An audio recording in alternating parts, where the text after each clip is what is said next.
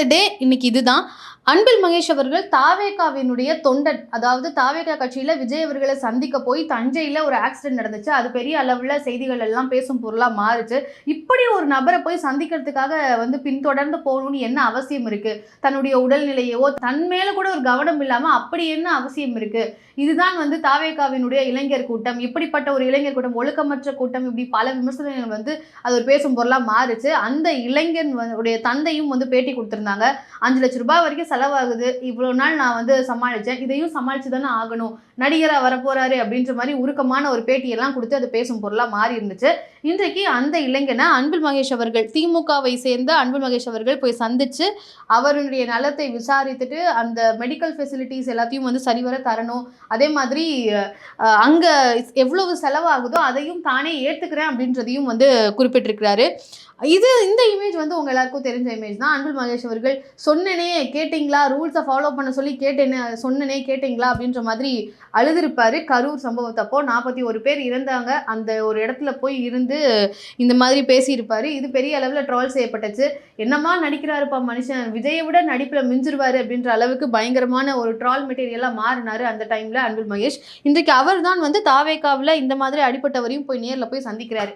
இந்த ஒரு சம்பவத்தை பார்க்கும்போது மக்களுடைய பெர்ஸ்பெக்டிவ் என்னவாக இருக்கும்? தாவேகாவினர், திமுக, இப்படி ஒவ்வொருத்தரும் என்ன மாதிரியான மனநிலையில இந்த ஒரு நிகழ்வை பார்ப்பாங்க, இல்லை இதை எப்படினால செஞ்சிருப்பாங்க அப்படின்றத என்னுடைய பார்வையிலேருந்து நான் சொல்றேன். உங்களுக்கு என்ன தோணுது அப்படின்றத கண்டிப்பா கமெண்ட்ல சொல்லுங்க. இப்போ அந்த பையனுடைய மனநிலை என்னவாக இருக்கும் அப்படின்றதுதான் ஒரு பெரிய கியூரியாசிட்டியா இருந்துட்டு இருக்கு. ஏன்னா தாவேகாவினுடைய சாதாரண தொண்டன் கிடையாது. விஜய் அவர்களை பின்தொடர்ந்து தன்னுடைய உயிருக்கு என்ன ஆனாலும் பரவாயில்ல, ரிஸ்க் எடுத்து போய் பார்க்கக்கூடிய அளவுக்கு ஒரு தீவிரமான ஒரு ரசிகனாக, ஒரு தொண்டனாக இருந்த ஒரு நபர். விஜய் அவர்களே பார்க்கல, விஜய் கட்சியிலிருந்தும் யாரும் பார்க்காதப்போ ஒரு திமுகவினுடைய சேர்ந்தவர் போய் பார்த்து அந்த செலவெல்லாம் நான் ஏற்றுக்கிறேன் அப்படின்னு சொல்லும்போது இப்போ அவர் அதை எப்படி யோசிப்பாரு, அதை அவன் எப்படி ப்ராக்ரஸ் பண்ணிட்டு இருப்பான் அப்படின்றது ஒரு பெரிய கேள்வியாக இருந்துட்டு இருக்கு. இது அந்த பையன் தான் சொல்லணும். இல்லை தாவேகாவினுடைய தொண்டர்கள் உங்களுக்கு இந்த நிகழ்வை பார்க்கும்பொழுது அந்த பையனுடைய பெர்ஸ்பெக்டிவ் என்னவா இருக்கும் அப்படின்றத நீங்களும் உங்களுடைய கருத்துக்களை கமெண்ட்ல சொல்லுங்க. சரி, இப்போ இந்த இமேஜை பார்க்கும்போது, இல்லை இந்த ஒரு நிகழ்வை பார்க்கும்போது திமுக கையில் எடுக்கக்கூடிய அரசியல் அப்படின்றது என்னவாக இருக்கு அப்படின்னு பார்த்தீங்கன்னா, நாங்க எல்லாத்தையுமே அரவணைச்சு போறோம், நாங்க எல்லாத்தையுமே கவனிக்கிறோம், நாங்க மக்கள் கிட்ட ஏதாவது மக்களுக்கு ஒண்ணு அப்படின்னா நாங்க தான் இறங்கி செய்வோம் அப்படின்றத ப்ரூவ் பண்ணணும்ன்ற வகையில தான் இதை செய்யறாங்களோ அப்படின்ற ஒரு பார்வை வருது. இது ஒரு ஸ்ட்ராட்டஜியா பண்றாங்களோ அப்படின்ற ஒரு கேள்வி வருது. ஏன் அப்படி சொல்றேன் அப்படின்னு பார்த்தீங்கன்னா, இந்த நிகழ்வுக்கு முன்னாடி பாஜகவினுடைய மாநில தலைவராக இருந்த ஹச்ராஜா அவர்களும் உடல்நிலை சரியில்லாம போனப்போ ஸ்டாலின் அவர்கள் தான் 2 முறை போய் சந்திச்சிருந்தாரு. ஸ்டாலின் அவர்கள் சந்திக்கிறாரு. பாஜக கட்சியில இருக்கக்கூடிய பிரைம் மினிஸ்டர் மோடி அவர்களோ அமித்ஷா அவர்களோ தமிழ்நாட்டு வந்தப்போ கூட அவருடைய நிர்வாகி ஒருத்தருக்கு இப்படி உடல்நிலை சரியில்லாம இருக்கிறாரு, மேடையில பேசிட்டு இருக்கும் போதே உடல்நிலை சரியில்லாம மருத்துவமனையில் அனுமதிக்கப்பட்டிருக்கிறாரு, அவரே போய் பார்க்காதப்போ இன்னொரு கட்சியினுடைய தலைவர் போய் பார்க்கிறாரு. எந்த அளவுக்கு ஒரு நாகரிகமான ஒரு அரசியலை ஸ்டாலின் செய்யறாரு அப்படின்ற ஒரு பெயரானது கிரியேட் ஆச்சு. இதை எப்படி பார்க்க தோணுது அப்படின்னு பார்த்தீங்கன்னா, ஸ்டாலின் அவர்கள் இதை நாகரிகமாக செய்கிறாரு அப்படின்றதுல ஒரு பக்கம் இருந்தாலும் இது ஒரு ஸ்ட்ராட்டஜியாக திரும்பியும் கையாளுறாங்களோ திமுக அப்படின்ற ஒரு பார்வை வருது. திமுகவை பொறுத்த வரைக்கும் ஸ்டாலின் அவர்களுடைய தங்கை கனிமொழி அவர்களை ரொம்ப அவதூறாக, ரொம்ப தரமட்டமாக பேசின ஒரு நபர் தான் ஹச்ராஜ் அவர்கள். ஆனால் அவர் அப்படி அது எதுவுமே கன்சிடர் பண்ணிக்காம போய் சந்திச்சிருக்காரு. ஒரு உடல்நிலை சரியில்லை, அவரும் ஒரு தலைவராக இருந்திருக்காரு அப்படின்னா நம்ம போய் சந்திக்கணும் அப்படின்ற ஒரு மனித மாண்போட சந்திக்கிறாரு அப்படின்றதான் வெளியில எல்லாருடைய கருத்தாகவும் இருந்தது. அதை அப்படிதான் பார்க்கவும் முடியும். ஆனா இந்த ஸ்ட்ராட்டஜியை எல்லா கட்சிகளுக்கும் எல்லா நேரத்திலையும் பண்ணுவாங்களா அப்படின்ற ஒரு கேள்விதான் வருது. இதுவே இந்த ஒரு தாவேகாவில் ஒரு இளைஞர்களினுடைய பட்டாளம் இருக்கு, அவர்களுக்கான ஒரு இளைஞர்கள் மத்தியில ஒரு வாக்கு வங்கி இருக்கு அப்படின்றத யாராலும் மறுக்க முடியாது. திமுகவினருக்குமே நன்றாக தெரியும். அப்படிப்பட்ட இளைஞர்களினுடைய வாக்குகளை கவர்றதுக்காக அன்பில் மகேஷ் அவர்கள் இந்த ஒரு செயலை செய்யறாரா?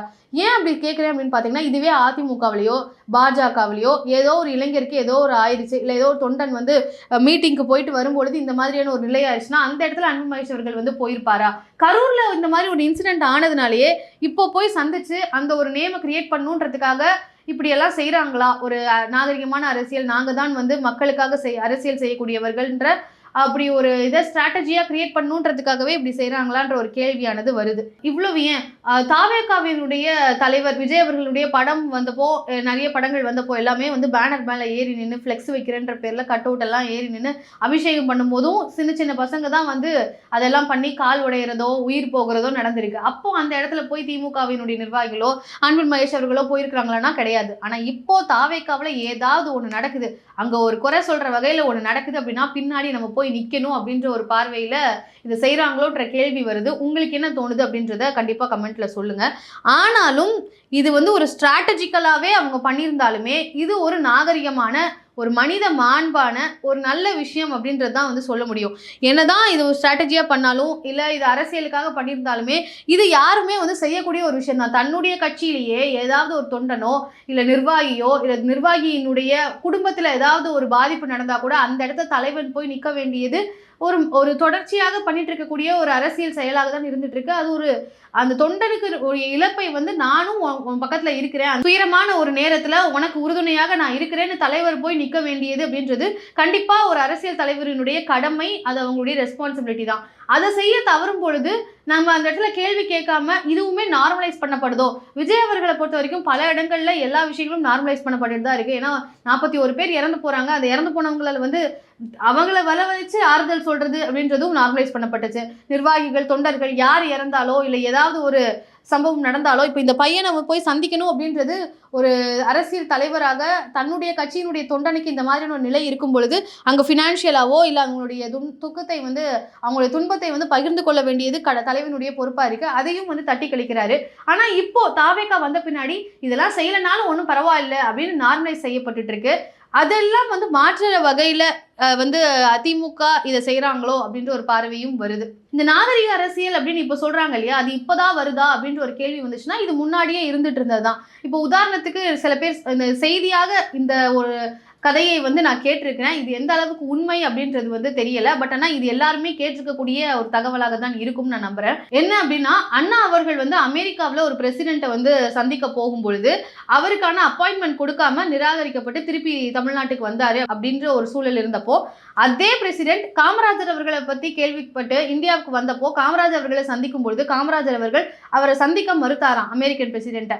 ஏன்னா நம்மளுடைய அண்ணாதுரையை வந்து அங்கே வந்து அவமானப்படுத்தியிருக்காங்க, இல்லை அங்கே வந்து அப்பாயின்மெண்ட் தராம அவரை சந்திக்க மறுத்தவரை நம்மளும் சந்திக்கணும்னு அவசியம் இல்லை அப்படின்னு சொல்லி காமராஜர் அவர்கள் வந்து அவரை சந்திக்க மறுத்தாராம். இது வந்து ஒரு நாகரிகம் கடைபிடிச்சு அவர் வேற கட்சி திமுகவை சேர்ந்தவராக இருந்தாலும் அவர் காமராஜர் அவர்கள் காங்கிரஸை சேர்ந்தவராக இருந்தாலும் நம்மளுடைய அண்ணாதுரை அங்க மதிக்கப்படலை அப்படின்னா நம்மளும் அவரை மதிக்கணும்னு அவசியம் இல்லை அப்படின்னு சொல்லி அந்த ஒரு அரசியல் மாண்பை வந்து அந்த காலத்துல வந்து கடைபிடிச்சாங்க அப்படின்ற ஒரு செய்தியை நான் கேட்டிருக்கேன். ஸோ அதே நாகரிக அரசியல் தான் திருப்பியும் வந்து கொண்டு வரணும்னு சொல்லி அதை ஒரு யுக்தியாக பயன்படுத்தினாலும் கூட அது ஒரு நல்ல விஷயம் அப்படின்னு தான் தோணுது. இவர் அழுது இந்த மாதிரியான விஷயங்கள் எல்லாம் பண்றது ஒரு ஸ்ட்ராட்டஜியாகவே இருந்தாலும் இங்க போய் அந்த பையன் கூட நிற்க வேண்டிய ஒரு கடமை, ஒரு பொறுப்பு தலைவனான விஜய் அவர்களுக்கு கண்டிப்பா இருக்கு. அந்த இடத்த அன்பில் மகேஷ் அவர்கள் வந்து தன்னுடைய அரசியலுக்காக வந்து பயன்படுத்திக்கிறாரு அப்படின்னாலுமே அந்த பயன்படுத்திக்கக்கூடிய ஸ்பேஸை கொடுத்தது வந்து விஜய் அவர்கள் தான். ஸோ இதை பத்தி நீங்க என்ன நினைக்கிறீங்க? என்னுடைய கருத்தை நான் வந்து வைக்கிறேன். மக்கள் வந்து இந்த மாதிரியான சிந்தனைகள் கண்டிப்பா இருக்கும். இது வந்து பார்த்தாலே அரசியலுக்காக வந்து செய்யறாரு, தாவேகாவில் ஒரு குறை இருக்கு, அந்த குறையை எல்லாத்தையும் வந்து வெளிச்சம் போட்டு காட்டுற வகையில் நான் வந்து இதை செய்கிறேன் அப்படின்ற ஒரு விஷயமாகவும் பார்க்கலாம். இல்லை இது ஒரு நாகரிகமான அரசியல் அப்படின்ற ஒரு பாயிண்ட்டும் கண்டிப்பாக இதில் வந்து இந்த ஒரு செயலை பொறுத்த வரைக்கும் எல்லாருக்கும் தோணக்கூடிய ஒரு விஷயமாக இருக்குது. உங்களுக்கு என்ன தோணுது அப்படின்றத கண்டிப்பாக கமெண்ட்டில் சொல்லுங்கள். இன்னொன்று, அந்த பையனுடைய நிலை இவ்வளோ தீவிரமான ஒரு தொண்டனாக இருந்து தனக்கான ஒரு துன்பமான நிலையில் தன்னுடைய மெடிக்கல் ஃபெசிலிட்டிஸும் கொடுத்து அதுக்கான ஒரு செலவையும் ஏற்றுக்கிறேன்னு சொல்கிற திமுகவுக்கு வந்து அவன் சப்போர்ட் பண்ணுவானா, இல்லை தன்னுடைய சின்ன வயசுல இருந்து பார்த்து ஃபேன் ஆகி அப்புறம் ஒரு தொண்டனாக மாறின அந்த பையன் தாவேகாவை தேர்ந்தெடுப்பானா திமுகவை தேர்ந்தெடுப்பானான்றது கண்டிப்பாக ஒரு பெரிய மர்மமான கேள்வியாக தான் இருக்குது. அது அந்த பையனுக்கு தான் வந்து அது தெரியும். ஸோ இந்த ஒரு நிகழ்வை பார்க்கும் பொழுது உங்களுக்கு என்ன தோணுது அப்படின்றத வந்து கண்டிப்பாக கமெண்ட்டில் சொல்லுங்கள். நன்றி.